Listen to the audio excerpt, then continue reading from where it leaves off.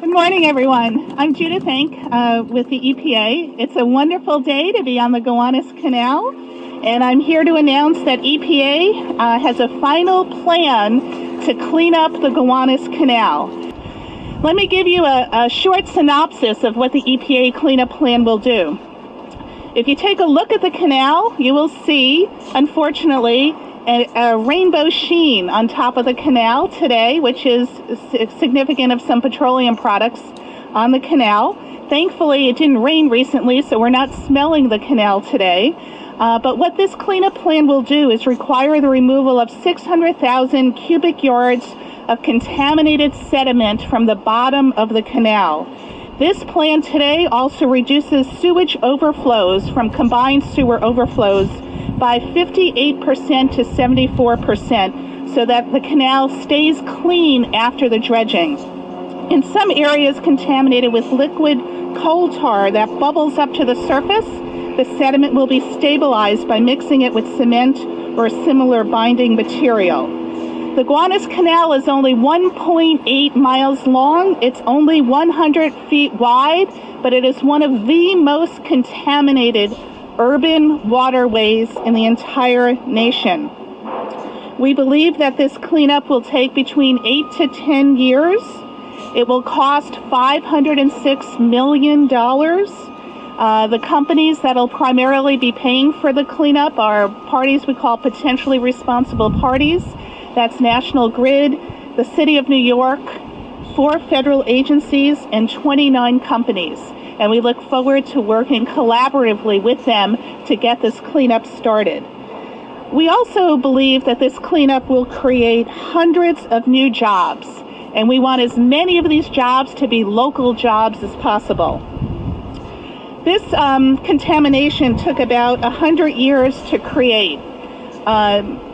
We have a toxic legacy here of heavy metals such as lead and mercury, PCBs, polycyclic aromatic hydrocarbons, and an array of toxins which we believe threaten people's health and the environment.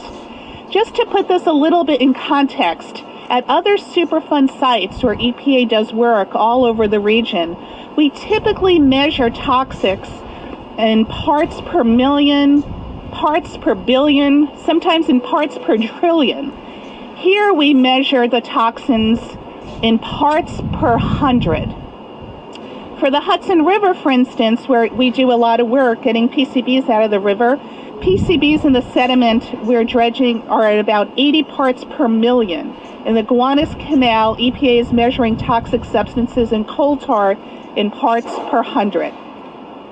I want to emphasize that we developed this cleanup plan in cooperation with the community. The Gowanus Canal Superfund site has one of the most engaged and active communities of any cleanup site in the nation. The proposed plan also included the possibility of building a disposal facility in Red Hook. Today, I'm announcing that we will not do that. Instead, the EPA has decided to require disposal of the least contaminated sediment at a facility away from this area.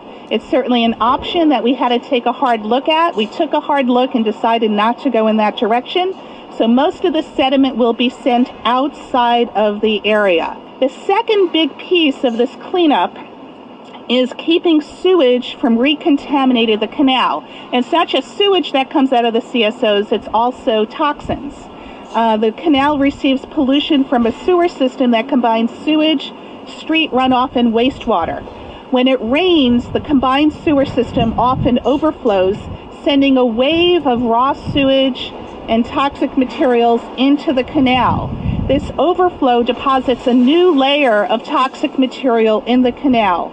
This cleanup plan that EPA is announcing today will require that discharges from 2 of the major sewage overflow points in the upper canal be outfitted with retention tanks, so that when it rains heavily, the tanks will hold the water, so we don't have this rush of raw sewage and toxins going into the canal whenever it rains. And as you know, it rains a lot.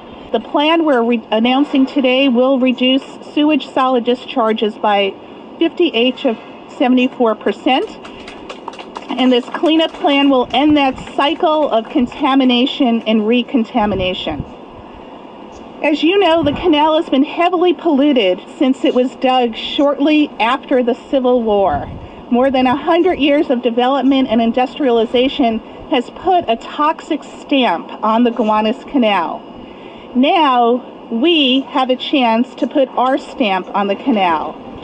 Our parents, many who grew up in Brooklyn like mine, have only known a polluted Gowanus Canal. Our children and our grandchildren will now only know a clean one. This is not a case of a one-time environmental disaster. This has been going on for over a century. The Gowanus Canal has been home to hundreds of businesses. And over that time, many of these businesses have used the Gowanus Canal as a dumping ground, transforming our canal into a polluted waterway. And many of these businesses are not even in existence anymore, while many others continue to pollute the canal. So no one business or no one catastrophic event is responsible for the state of affairs. And as the water quality deteriorated, the demand for a plan to clean up the canal only increased. I'm looking forward to this canal being pristine at some point, at least enough that we don't get the smells anymore, we don't have the color that it is anymore, and certainly that we have development on the canal that people can enjoy, appreciate, and even some housing possibly, which is part of the plan for the future of this canal. In due time, the Gowanus Canal will be a safer and cleaner place for folks, all of us, and wildlife alike. Its remediation will one day turn the canal into an economic engine for our borough and an urban oasis of relaxation for Brooklynites. A dream of a future when we see families line up to take a boat ride in Brooklyn's very own Venice. And that's true. It's possible. You got to think it's true. Several local residents dreamed up the gondola a couple of years ago, and I say, why not? So first things first, the hard work is next to dredge and stabilize the canal. But with Judy and your great team here, EPA and officials like Nydia at the helm and outstanding community leaders that are right here, I believe the best days of the Gowanus Canal are just upstream. Any questions from reporters? Sir? How clean is it going to be? Is it going to be clean enough to fish, clean enough to swim?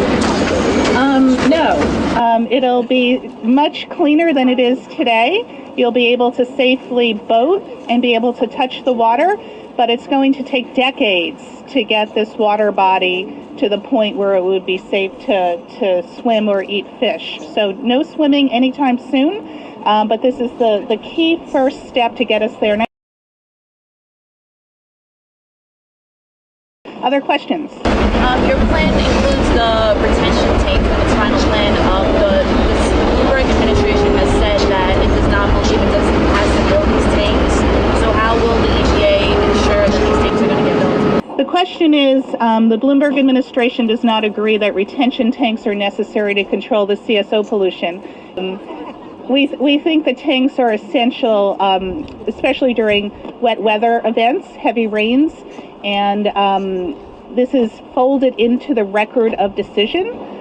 So we hope to reach an amicable agreement with the city.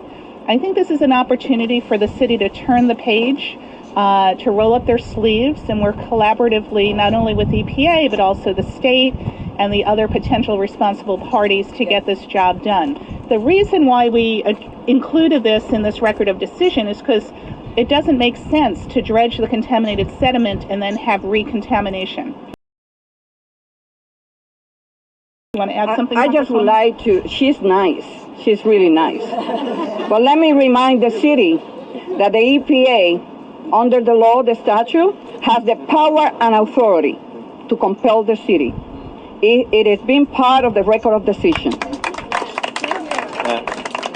And maybe I'll just add, as a city elected official, though on the legislative side of the House and not the executive side of the House, This is an important moment of transition in the city as well. A lot of things are going to change at City Hall, and I hope we can rise to that opportunity because, as the Congresswoman made clear, the power exists, but it would be much better if we, in the next administration, can work together to achieve a real good comprehensive agreement that builds on the work that's done here, that includes those tanks, that makes sure we improve water quality, that's thoughtful as part of the city's long-term control plan for continued reductions in CSOs, and moves forward in, post-Sandy to invest in the infrastructure that we need. So. Hi, I'm Leslie Ulrich from DNA. So what about the other responsible parties like National Grid? Are there agreements in place with them to make sure? What about other responsible parties other than the City of New York? So the major potential responsible parties are National Grid, the City of New York, 4 federal agencies, and 29 different companies, and they're all listed on the EPA web page. And what typically happens with Superfund cleanups is we meet with all of the parties and we apportion liability. Sadly, we have done this many, many times, and they often meet themselves and figure out who's going to pay what. EPA's concern is to make sure we have enough money to thoroughly do this cleanup, and if there's not an agreement to do it, we have legal tools, as the Congresswoman mentioned, that would compel the various parties to come up with the money. We do not want federal taxpayers footing the bill. This is a key part of the Superfund law, the polluter pay principle, and we think we can get this done. Certainly the sooner that the parties cooperate with us, the quicker this is going to go. 8 to 10 years is our estimate on the cleanup. If we get a higher level of cooperation from all of the parties, we can do it sooner.